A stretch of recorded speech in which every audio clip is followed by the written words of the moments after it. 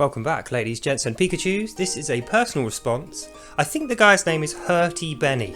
You'll have to quote me on that later. He's replied to some of my Without Lies Islam Dies videos with a load of insulting passive-aggressive nonsense, accusing me of being non-impartial, me being biased. Would I ever do such a thing?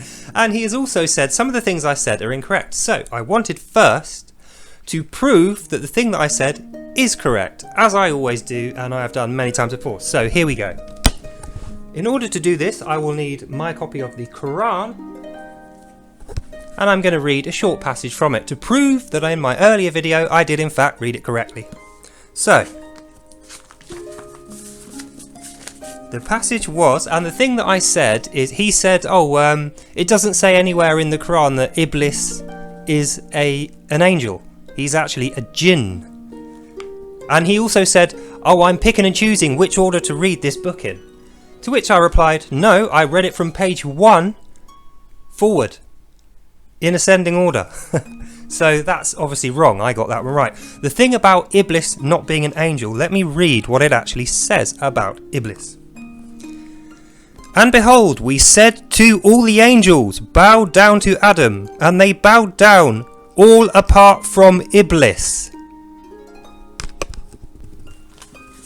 Literally there, 34 in the first 8 pages of your Quran. So, as you can see, in fact I did read it and I did quote it correctly, and I am not non-impartial or biased, and even if I was, I am literally reading word for word. So if you have any problem, Mr. HertyBenny, with what I read, you have a problem with your Quran, not with me. And that brings me to my final point.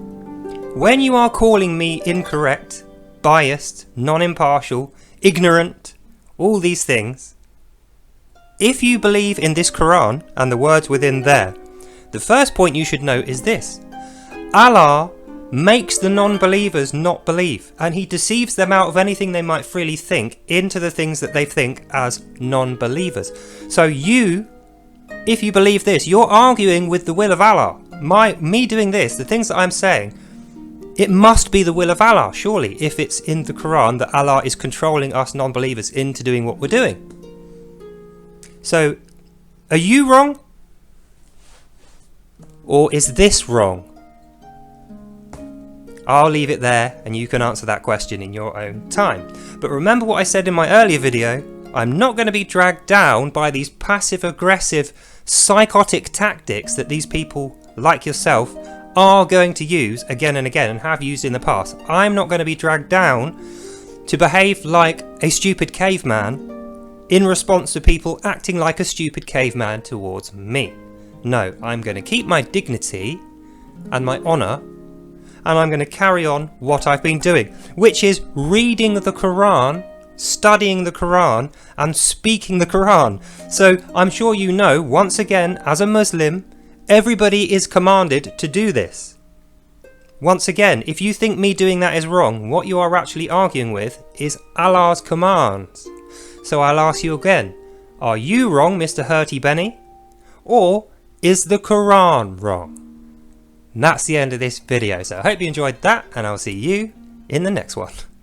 Bye now. Just for reference to others, if HertyBenny turns out that he is wrong and he's actually spoken wrongly of the Quran, he shall be punished, but if he says Allah's wrong, he shall be punished. Tough choice.